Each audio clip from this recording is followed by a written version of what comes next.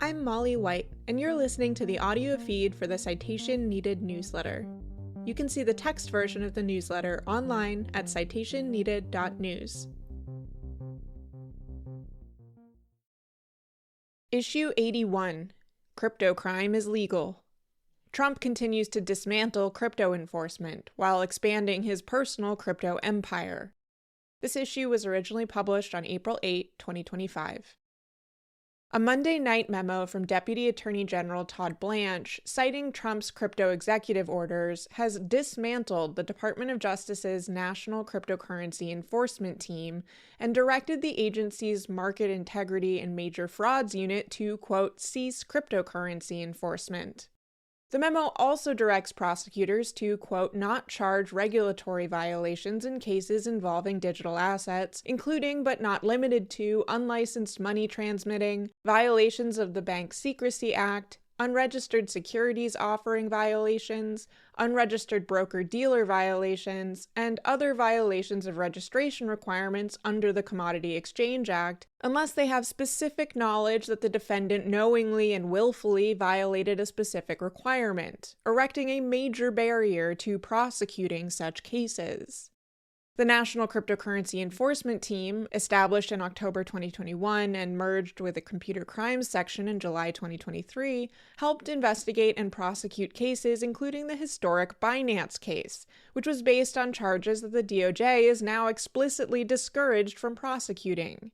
NCET was also heavily involved in prosecuting BitLotto for its role in laundering ransomware proceeds and illicit assets tied to the Russian Hydra dark web marketplace, and in prosecuting Avi Eisenberg, who I will return to in a moment.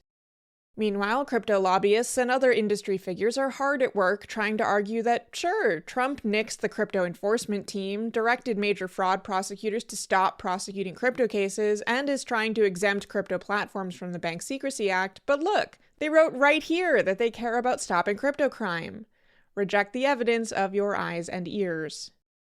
As Brad Johnson quipped on Blue Sky, the Ending Regulation by Prosecution memo might as well be named the Ensuring Lifetime Employment for Molly White memo. Since his inauguration in January, the self-described crypto president has caused the largest drop in Bitcoin prices over such a period since its creation. Things had already been pretty much down only since the so-called Trump pump shortly before his inauguration, but the recent tariff announcements have worsened things still. There were some briefly celebratory headlines trying to perpetuate the myth that Bitcoin is a safe harbor from disruptions in traditional finance, such as the block's Friday evening claim that, quote, Bitcoin holds firm while traditional markets bleed from Trump tariffs. And indeed, this has been a favored narrative among many in the crypto world, including Trump and others close to his administration, as they have been trying to perpetuate the claim that Bitcoin is like digital gold that ought to be kept in a national reserve. However, crypto markets were, as usual, quick to mirror the bloodbath in equities trading, dropping 9% to around $74,400 as markets prepared to open on Monday. In the courts, Avi Eisenberg. Mango Markets exploiter Avraham, or Avi Eisenberg, has filed his sentencing memo ahead of his April 10 sentencing, where he will face a maximum of 20 years in prison. A year ago, Eisenberg was convicted on fraud and market manipulation charges in connection to the $110 million exploit of the Mango Markets cryptocurrency platform. Shortly before his conviction, the government filed an additional charge of possession of child pornography, after finding evidence of such while examining Eisenberg's devices in connection to the crypto theft. Eisenberg pleaded guilty almost immediately to the additional charge, and the cases were combined for sentencing purposes. In his sentencing memorandum, Eisenberg continues to argue that he believed his crypto theft was permissible because, essentially, code is law. According to his lawyers, Eisenberg, quote, reviewed several similar crypto trades in the months before, including one rather similar trade on Mango Markets, noting that no litigation or legal action had been pursued against the traders who profited, and concluded that his conduct was entirely permissible under the Mango smart contract. His lawyers also claimed that hacking is just so commonplace in the crypto world that it contributed to his belief that what he was doing was acceptable. They wrote, quote, "A related important circumstance of the offense is the overarching atmosphere of normalcy, if not acceptance, in the cryptocurrency community towards the identification and exploitation of weakness or, quote, bugs in protocols and smart contracts, as well as what Mango Market's own terms of service stated.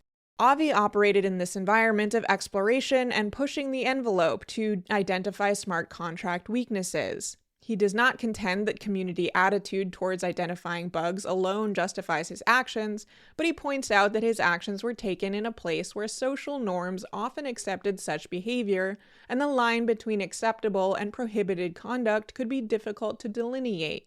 Furthermore, the Mango Market's user interface, which deliberately did not include any terms of use, informed users that the protocol, quote, is unaudited software used at your own risk, and required users to check a box that they, quote, understand and accept the risks. These circumstances make cases like this and others relating to cryptocurrency substantially different from cases dealing with traditional banking and trading markets." As for the child sexual abuse material, he argues that his devout Orthodox Jewish upbringing led him to believe that, quote, all depictions of sexual activity were so extremely sinful that he made no distinction between child pornography and adult pornography, and that although he later determined that the former was illegal, he believed it to be, quote, a vice like drug or alcohol addiction, with the primary victim being myself. I didn't think of it as having other victims. The sentencing memo argues for several downwards variations in Eisenberg's sentencing, including by performing an analysis of other cryptocurrency fraud cases that is rather carefully crafted to exclude cases like Sam Bankman-Fried's, which resulted in a 25-year prison sentence.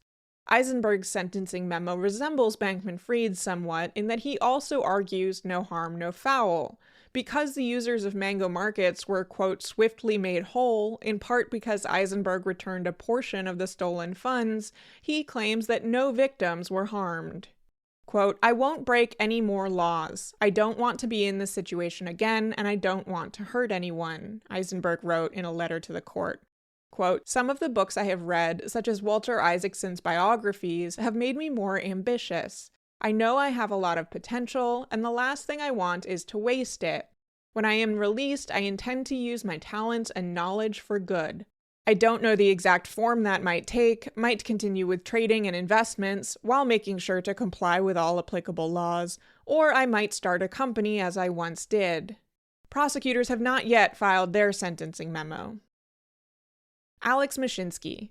Prosecutors are seeking further action from the court regarding factual disputes pertaining to the conduct of Alex Mashinsky, the former CEO of Celsius, who pleaded guilty to fraud and market manipulation in December. It's not entirely clear what the disputes entail, as the government's letter was filed under seal, but it seems that the government feels Mashinsky is trying to deny responsibility for actions stipulated in his plea agreement. An unsealed response letter from Mashinsky's defense quotes a portion of the prosecutor's letter, where they allege Mashinsky is, quote, distancing himself from the stipulations in the plea agreement. Mashinsky's lawyers write that, quote, "the parties certainly dispute the nature and circumstances of Mr. Mashinsky's offense and whether, for example, he knowingly misrepresented Celsius's profitability to customers or engaged in a conspiracy with Roni Cohen-Pavin and others to manipulate the price of Cell token, but they argue that it is not material to his sentencing." At least according to Mashinsky's lawyers, prosecutors are looking for the judge to either resolve factual disputes regarding Mashinsky's conduct in the government's favor, or conduct a 2-week hearing in which both parties can present evidence for evaluation in his sentencing. Mashinsky's lawyers don't want either of these things and want his sentencing to proceed as scheduled on May 8th. In the White House, Trump has issued the first ever presidential pardon of a business, and some of its executives, and I'm sure you'll be shocked to hear it was a crypto company. Along with pardons of 2 other white-collar criminals, Trump pardoned BitMEX and 4 individuals related to the company.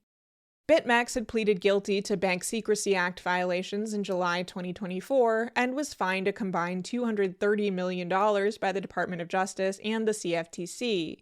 According to prosecutors, the company had willfully flouted anti-money laundering requirements to, quote, serve BitMEX's bottom line goal of obtaining revenue through the U.S. market without regard to U.S. criminal laws.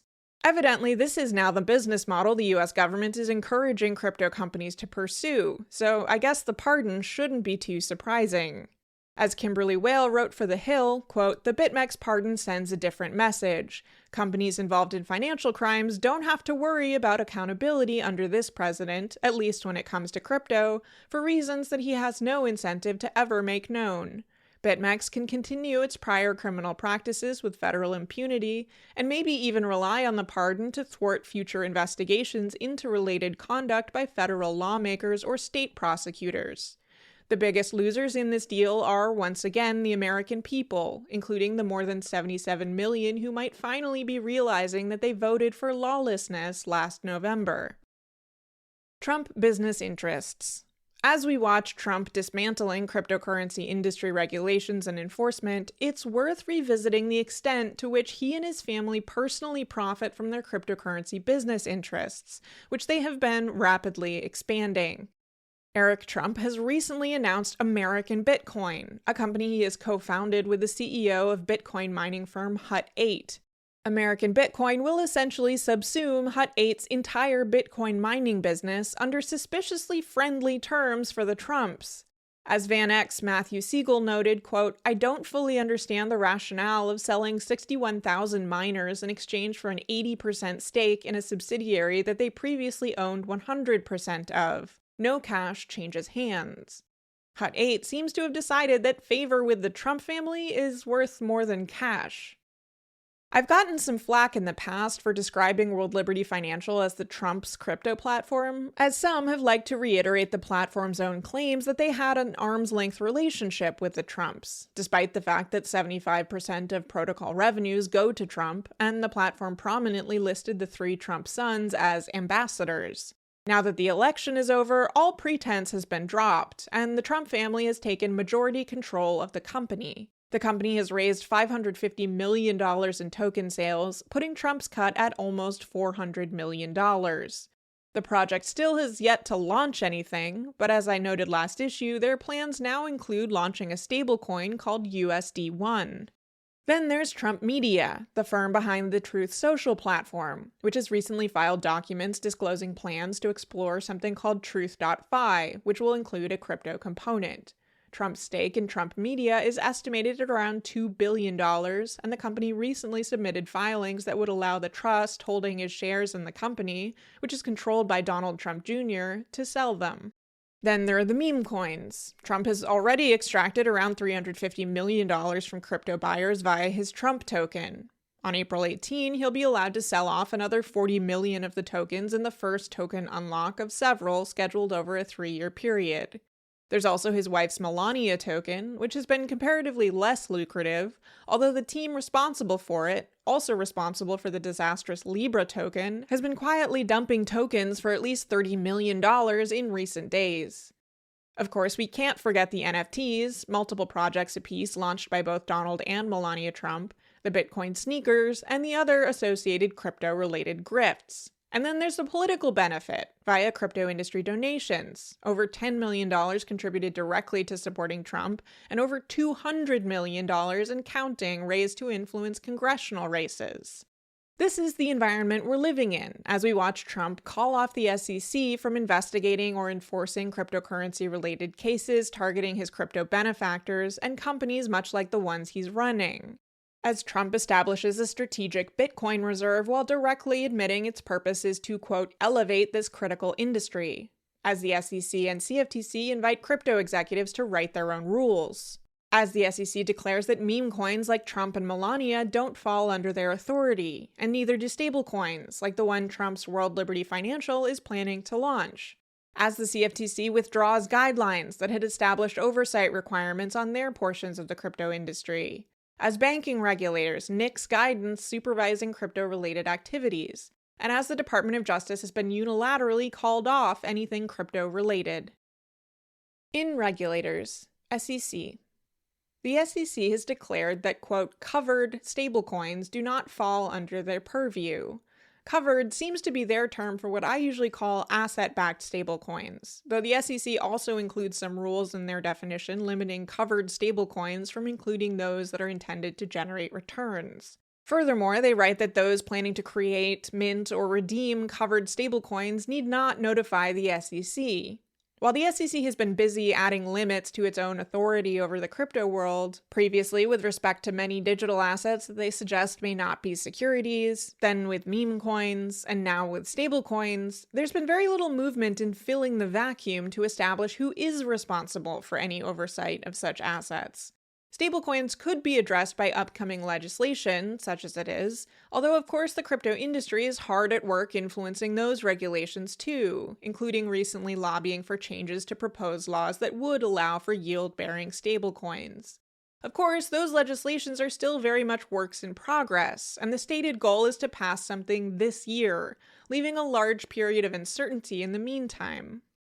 The acting chair of the SEC has also announced that, as a result of both executive orders and, quote, recommendations from DOGE, he has directed staff to review past guidance on digital assets, including frameworks for designating digital assets as securities, requirements for disclosures of cryptocurrency-related risk and exposure, and guidance around banks and crypto custody.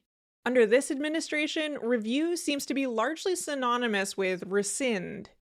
The SEC investigation into Crypto.com has been terminated, and the agency will not pursue any enforcement action. This is hardly surprising given the flood of dropped SEC lawsuits and closed investigations targeting the industry, but it's especially unsurprising given that 3 days earlier, Trump media picked Crypto.com as a partner to launch various exchange-traded funds. I noted in February that, despite the Winklevoss twins' victory screeches, it wasn't clear that the ongoing lawsuit regarding the Gemini Earn product had actually been dropped. The lawsuit was filed against Gemini and Genesis Global Capital in January 2023, after Gemini customers lost access to almost $1 billion in funds as the two companies halted withdrawals, and Genesis settled their portion of the case for $21 million in March 2024. The portion against Gemini had been ongoing until an April 1st joint request for a 60-day stay to, quote, allow the parties to explore a potential resolution. This is the same language that's been used to halt the SEC cases against companies like Coinbase and Tron, and it's widely understood that these mark the end of SEC scrutiny for these companies. Even Hawktua Girl is out of the woods, recently telling TMZ that the SEC had closed its investigation into the meme coin flop that became emblematic of the meme coin world, and particularly lately, crypto as a whole. In governments. Even House Financial Services Committee Chair and longtime crypto booster French Hill, the Republican from Arkansas, has admitted that Trump's involvement, quote, in the meme coin activity and in considering the formation of a stablecoin have made our work more complicated in passing crypto legislation. Yeah, blatant corruption does complicate things, huh? Maybe you should do something about that.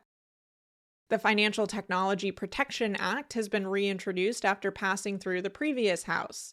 The bill claims it would, quote, combat illicit terrorism financing by creating a working group of cryptocurrency industry executives and law enforcement agencies, and sponsor Representative Nunn, a Republican from Iowa, announced the bill's reintroduction with an approving quote from a leading crypto lobbyist. Who better to guard the henhouse?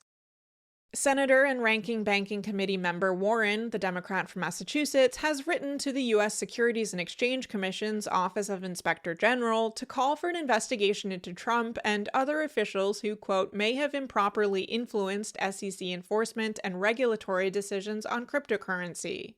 She writes in the letter, quote, in addition to dropping almost all ongoing lawsuits against crypto companies, the SEC has also taken steps to proactively alert crypto companies that they will not be expected to comply with the SEC's rules. President Trump, his closest advisors, and his family members all stand to benefit from boosts in the crypto industry. At least the SEC still has an inspector general, for now. Outside the U.S. A spokesperson for the European Union's Securities and Markets Authority has noted that the United States' quote, crypto-friendly stance has the potential to accelerate crypto adoption, including by institutional investors, which would in turn increase interconnectedness and, failing relevant safeguards, risks of negative spillover effects between crypto and traditional markets. At least there's a voice of reason somewhere, not that I expect it to be heeded by anyone with the ability to shift the US government's crypto agenda. The Web3 is going just great recap. There were 4 entries between March 28 and April 8, averaging 0.3 entries per day. $46 million was added to the grift counter. FDUSD depegged, the ZK-Lend thief got robbed, an ICE raid crypto project claimed it would pay people to report immigrants and, quote, terrorist judges to law enforcement, and a Coinbase customer lost $35 million in a Bitcoin theft. Worth a read.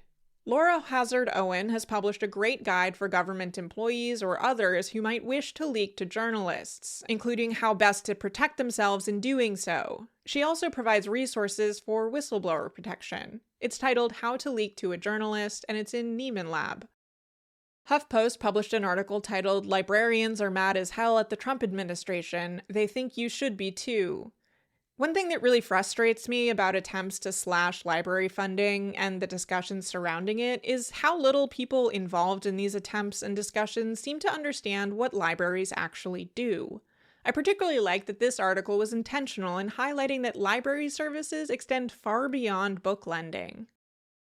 In the news, I joined Fred Wellman on his On Democracy show to discuss crypto industry influence on the US government, Trump's crypto conflicts of interest, and the Bitcoin Strategic Reserve. That was in the Sunday, April 6th episode.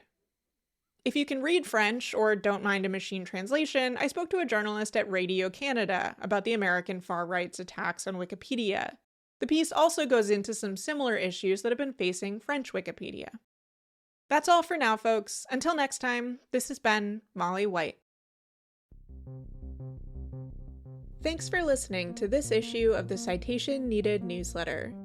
If you would like to support my work with a free or pay-what-you-want subscription to the Citation Needed newsletter, or if you would like to receive these issues in your email, go to citationneeded.news/sign-up.